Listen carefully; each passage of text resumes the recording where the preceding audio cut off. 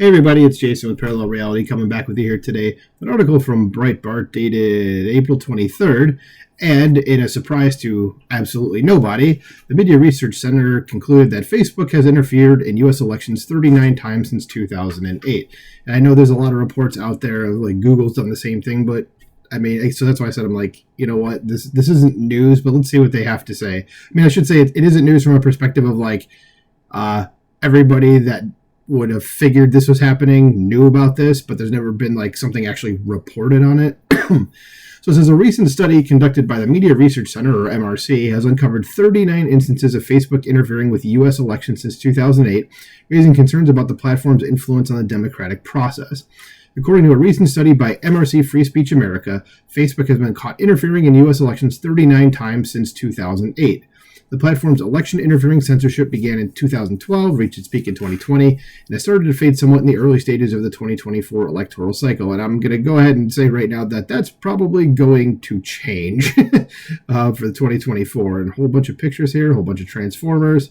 And let's get down to the next paragraph. It says, Mark Zuckerberg has made several pro-free speech statements, I remember those, including his famous 2019 speech at Georgetown University, where he said, "We can either continue to stand for free expression, understanding its messiness, but believing that the long journey towards greater progress requires confronting ideas that challenge us, or we can decide that this cost is simply too great." He also called politically motivated censorship dangerous and stated that Facebook and other social media platforms should not act as the arbiter of truth.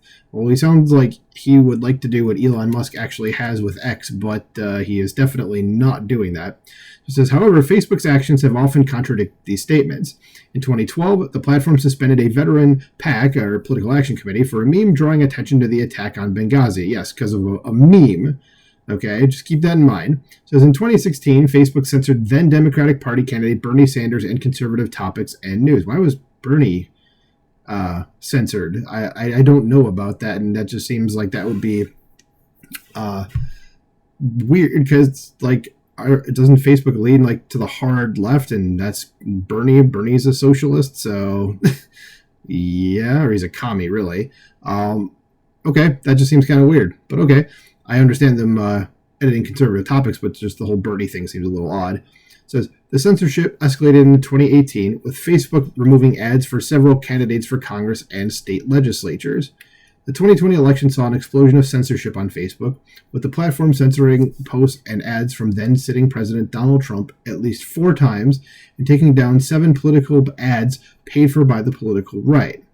The most notable incident was the censorship of the New York Post's bombshell Hunter Biden report and the subsequent indefinite suspension of President Trump's accounts in early 2021.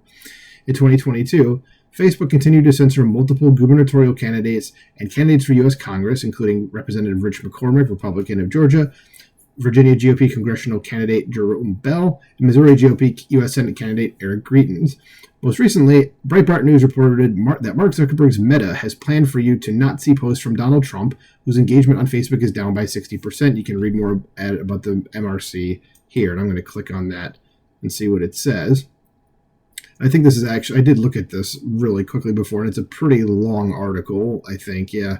But I would definitely recommend clicking on this, and you can see, let's just go through the topics here, because otherwise this would be a fairly short video. So their findings, I'm just going to read like the bold stuff. It says in 2012, Facebook suspended it. Yeah, we did that. What was the meme here? Let's see. A meme reminding its followers that Navy SEALs were denied backup during the tragic terrorist attack, which is true. Yeah, okay. So I don't know why that would be censored. I mean, that's factual. So, oh, here we go. It's the Bernie Sanders thing. Censored then Democratic Party candidate for President Bernie Sanders in conservative topics and news. Let's see here. It doesn't say what Bernie, or it says flagged many different anti-spam algorithm, also flagged many different Facebook groups, including 6 groups created for Bernie Sanders. Oh, so it doesn't say like what it was. It just flagged them. Okay. All right. Again, don't get that, but okay. It says in 2018, Facebook censored multiple candidates for Congress and state legislatures, and it just doesn't really go into for what. It just says it did it. Just that it did, okay. And then 2020, censorship exploded, which we get because of a certain, highlighting that word there. And then says in 2022, Facebook censored multiple gubernatorial candidates and candidates for U.S. Congress. We just went over that. And it does say it censored Carrie Lake, Governor Kay Ivey, and Chad Prather, who's a reporter. Okay. And then in 2024, Facebook and Instagram are limiting users' access to political content. Yeah. And it says it's censored Larry Elder, RFK Jr., and Jill Stein, too. Jill Stein's more politically aligned with any of them at Meta, but that just doesn't really make sense. So here's the recommendation. Let's read this. It says House Speaker Mike Johnson should direct relevant committees and committee chairmen to investigate Facebook for interfering in elections. State legislatures should ensure that big tech cannot wage in viewpoint discrimination. State attorneys general and state secretaries of state should take appropriate action to enforce state election laws as it relates to Facebook's election interference.